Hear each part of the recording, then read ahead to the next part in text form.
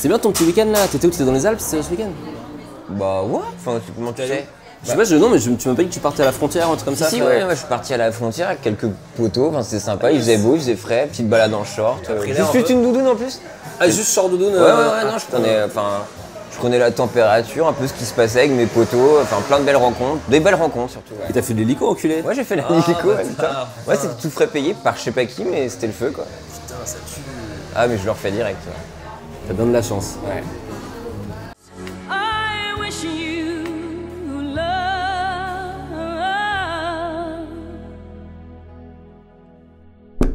Bienvenue dans l'hebdo du club numéro 117. Tout ce qu'il faut savoir sur internet pour rester cool. Et branché. Avec le bon Pierre. Et le bon Guillaume familial. Allez, y a quoi? Y a le sommaire peut-être? Le sommaire, y a le sommaire.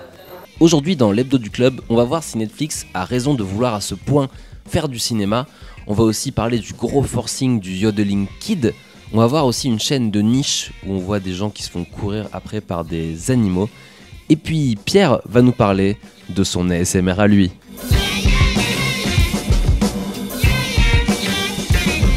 Parlons détente aujourd'hui, car oui, tout va trop vite, que ce soit Twitter, les polémiques, les dramas, les mèmes, Gad Elmaleh, tout ça, il y a trop de choses. Les réseaux sociaux. Mon cerveau bouillonne et des fois, il faut savoir se détendre, se ressourcer, se recentrer ou peut-être parfois juste se mettre bien pour travailler. Donc parfois, j'imagine certains d'entre vous écouter par exemple des streamings de hip-hop lofi.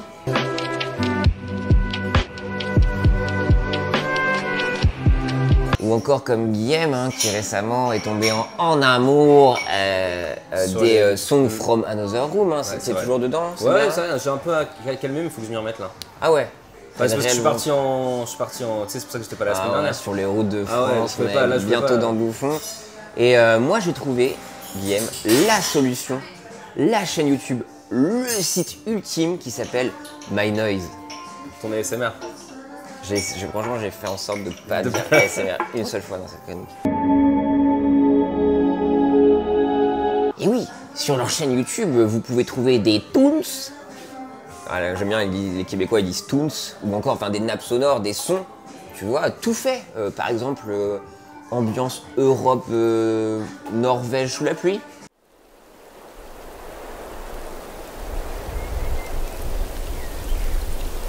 Genre de l'eau un petit peu plus calme.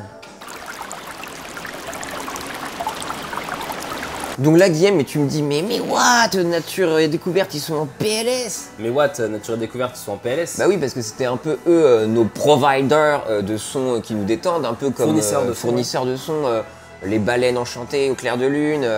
Voilà, mais là, My Noise, il y a tout tes kinks. C'est vraiment... Toutes tes passions. Toutes tes passions, c'est vraiment... Le diptyque, les bougies diptyques, mais pour les sons, par exemple, il peut y avoir le kink orage d'été sous la couette.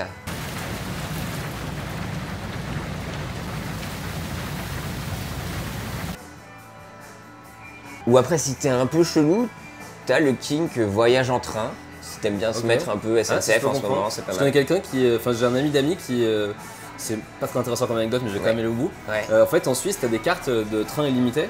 Et je connais un humoriste qui travaille dans le train. C'est-à-dire qu'il se fait des trajets aller-retour pour bosser. Moi je trouve ça pas mal. C'est comme nous, on aime beaucoup travailler dans les pires ambiances sonores aussi, donc on ne va pas trop juger.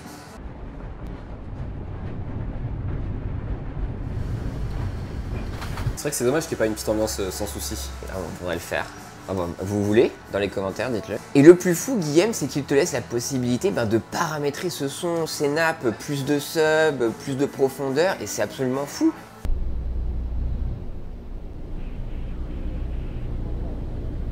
Mais ça ne s'arrête pas là, Guillaume, car le créateur de My Noise vient juste de lancer un nouveau site internet pour simuler, après je sais que t'es plus team chien, mais les ronronnements de chat. Ouais, non mais ça me dérange pas.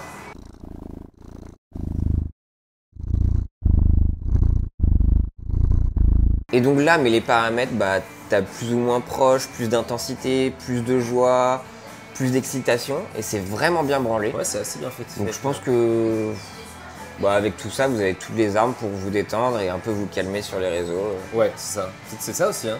Peut-être c'est vraiment un truc ASMR. Eh putain. En vrac, la rubrique où on met un peu le pot pourri de ce qui nous a plu ou pas plu, pas forcément sur internet. On va commencer Pierre avec un truc qui m'a déplu. Mais non. À savoir le Yodeling Kid invité à Coachella. Ah bah là, ça c'était... Je trouve que c'est le summum du forcing internet quoi.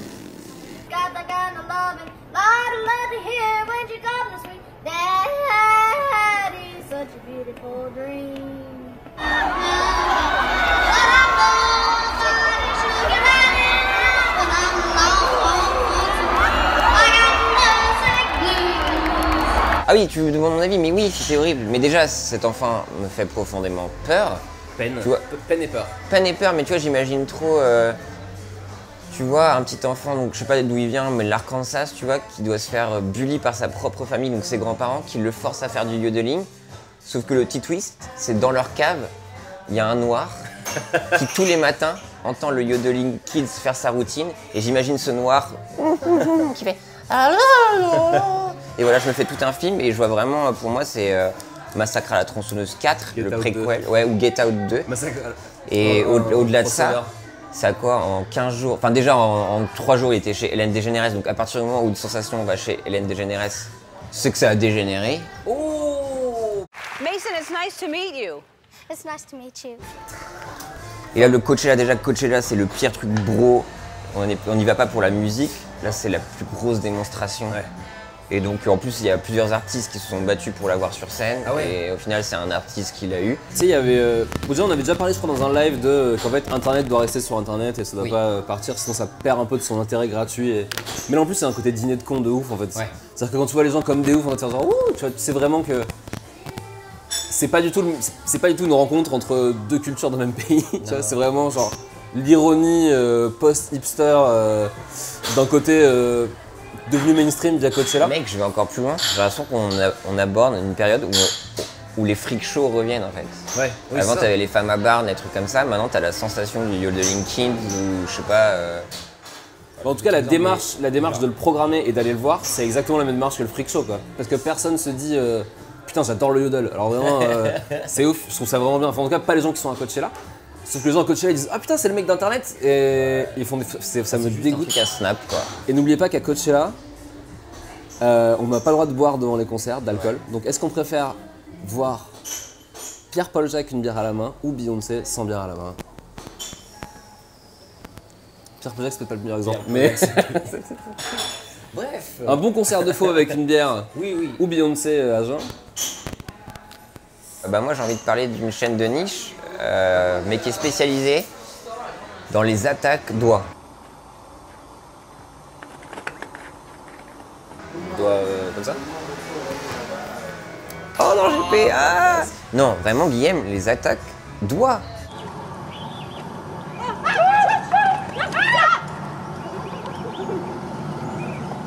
De toute façon, c'est stupide, Guillaume, parce que les gens ont vu les extraits. Donc vraiment, c'est juste, bah...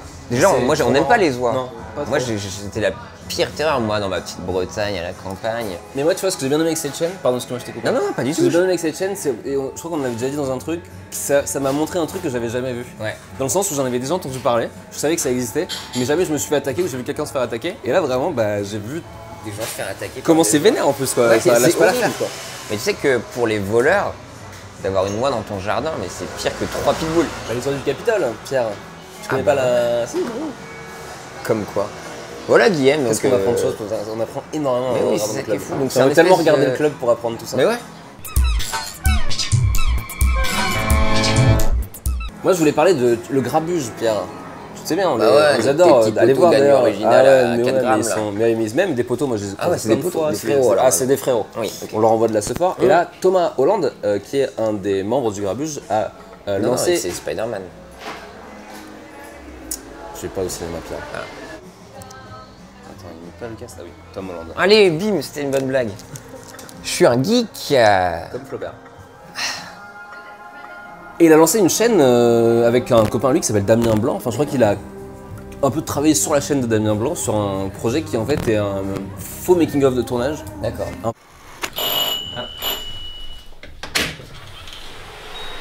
Salut. Bonjour. On s'était croisés à la Fémis. Ouais, je sais. Ouais. Tu te souviens? Dis quelque chose, ta Quand tête. tu voulais mettre des patates. C'est qui? Ça, c'est mon DOP International. Et moi ce que j'aime bien c'est que c'est drôle déjà, c'est plutôt malin, c'est bien fait, c'est joli. Et c'est une forme qu'on voit peu sur YouTube. Il y a un truc assez créatif qui est assez chouette. C'est un peu comme, pas mockumentary mais c'est faux docu, enfin tu vois comme... Documentary. Tu vas toujours ramener ta science putain. Et j'aime bien parce que j'ai envie qu'il y en ait plus, j'ai envie que ce soit à YouTube là où tout est assez formaté. Ça fait plaisir de voir des trucs un peu neufs, donc je vous conseille cette chaîne. Tu vois, j'ai commencé à manger des œufs. Et si j'en mange pas mal, ça va être bien assonorisé quoi. Ouais, ça peut être cool. Et aussi, full support à Pyjama Poppy qui a lancé sa chaîne aussi, on met aussi Allez, des trucs de la dans barre d'infos. Sophore à la frérotte. À la sœurette. À la sœurette, pardon. La sœurette. Il faut dire quoi déjà dans les vidéos? Ah oui, aujourd'hui on va faire une vidéo, je suis entièrement seule. Une vidéo un peu spéciale, Droma Life. Bientôt le festival de Cannes. Mais non! Ça t'excite un peu? Pas du tout. Pas du tout? Moi non plus. Mais en tout cas, ce qui excite un peu le monde du cinéma en ce moment, et que ça fait quand même 1 ou 2 ans maintenant, c'est la guéguerre entre Netflix, le festival de Cannes, même Netflix et d'autres festivals, même Netflix et les salles de cinéma. Ah là là, terrible. Je sais pas si vous avez suivi, mais en fait Netflix avait proposé 2 films l'année dernière en compétition. Au début, je crois qu'ils étaient pris en compétition. Puis après, les mecs des exploitants de cinéma et d'autres gens avaient gueulé en disant « Non, attends, ça va viser et tout ». Donc ils les avaient mis quand même dans la compète, enfin dans la sélection, mais hors compétition. Et maintenant, cette année, c'est plus le cas du tout. Il n'y a plus de films Netflix. Oh non. Ouais, parce qu'en fait, les exploitants ont dit c'est mort, il faut qu'un truc sorte au cinéma avant d'être présenté ou pour qu'il soit présenté à Cannes. Comme il y avait eu avec Beast of No Nation pour les Oscars, où ils ont dû trouver à la dernière minute des théâtres pour le mettre pour pouvoir prétendre aux Oscars. Et au final. Exactement. Et du coup, là cette année, il n'y aura aucun film présenté, enfin aucun film labellisé Netflix présenté à Cannes. Parce qu'en plus, en France, il y a un truc qui s'appelle la chronologie des médias. Ouais. C'est-à-dire que si tu mets un truc au cinéma, il faut attendre 1 an et demi avant de pouvoir le mettre en streaming. Je vais te poser des questions, Pierre. Ah bah pose-moi des questions, j'adore, moi je suis très la nouvelle actu. Ah oui, t'es un peu le Laurent Veil du club. Waouh, ça fait mal, c'est pas grave. Me garde la pêche. Plutôt l'autre, comment il s'appelle? Alouche. Comment ça va? Joli week-end? La dernière nouvelle, Pierre, c'est que Netflix a émis en tout cas l'idée, ou en tout cas a laissé courir le bruit qu'ils allaient en fait racheter des cinémas aux États-Unis.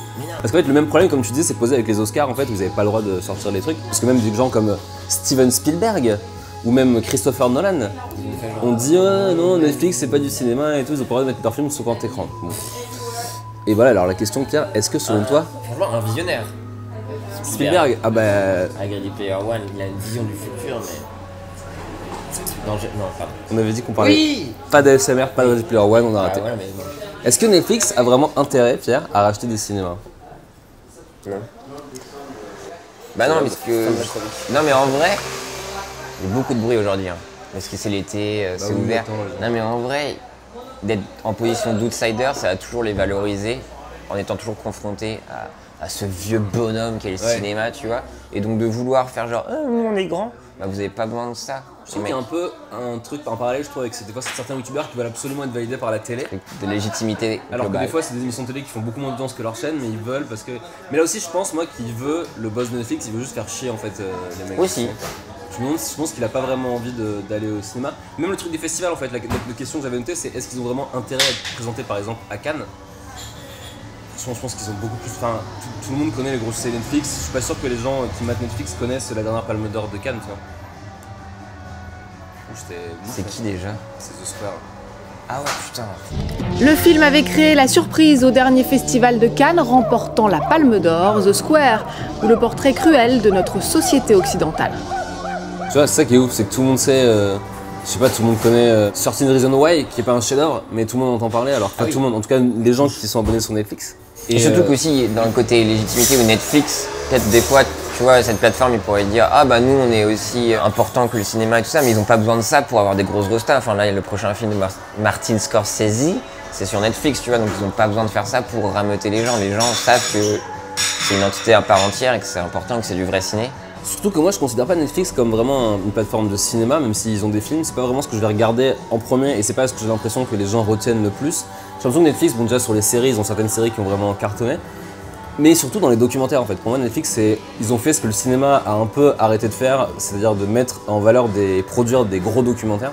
Netflix a vraiment mis le paquet là-dessus et je trouve que ça marche très bien parce que il comble un vide entre la télé et le cinéma, et du coup il n'y a pas une espèce de concurrence bizarre entre Netflix et les festivals, les cinémas, etc. Here at the Cannes Film Festival, Netflix had a couple of movies that they screened which also got booed. Now, I don't believe it was at the movies themselves, but it was just at the fact that the Netflix logo came out, which is a logo many of us see and think, we're about to waste 10 hours of our life binge watching a show, but to them, it was a logo that meant a rebellion against the established order that is the cinema. Non mais les deux, ça les fait mousser auprès de leur communauté en fait, j'ai l'impression. Je pense que les fans du Festival de Cannes, enfin vraiment les aficionados cannois du FIF, doivent trouver ça trop cool que Cannes dégage Netflix de la programmation, parce qu'ils doivent se dire que vraiment ils respectent le cinéma pur et dur.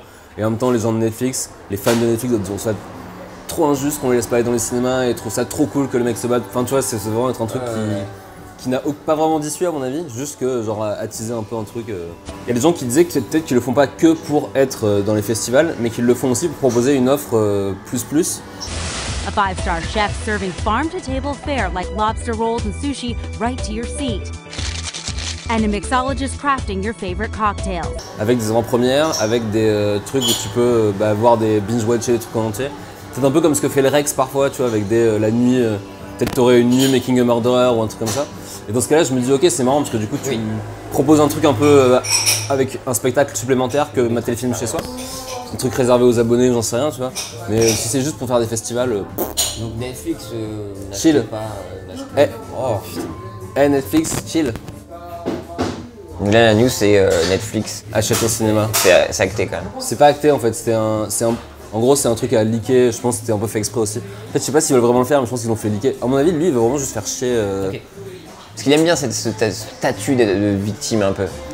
Ça c'est un peu comme beaucoup de gens sur internet. Comment un youtubeur en fait? Netflix est un youtubeur. Il veut être légitime auprès de la télé les plus grands. Et il fait du wine hacking, il fait ouin et tout ça. Ouais. Et ah non, pour le coup, il communique pas sur ses vues. Ça, c'est la seule différence. C'est vrai. Et voilà, l'hebdo, c'est terminé. Voilà, qu'est-ce qu'on va vous dire d'autre que likez, partagez. Partagez, commentez s'il fait beau chez vous. Ou s'il a déjà fait beau chez vous. Ouais. Dites-nous un des deux. Ça, c'est important. Excusez-nous d'avoir tourné autour d'un circuit automobile. On le refera plus jamais. Promis, donnez-nous de l'argent sur Tipeee. Pour avoir des micros. C'est un ordre. Ah oui, non, mais c'est un ordre, là, il n'y a pas le temps de niaiser, quoi. Et on se retrouve vendredi pour YouTube. Bah, comme d'habitude. On va se quitter avec de la Zikmu, les chouchous, les potos, les frérots, Fidlar avec alcool. C'est parti.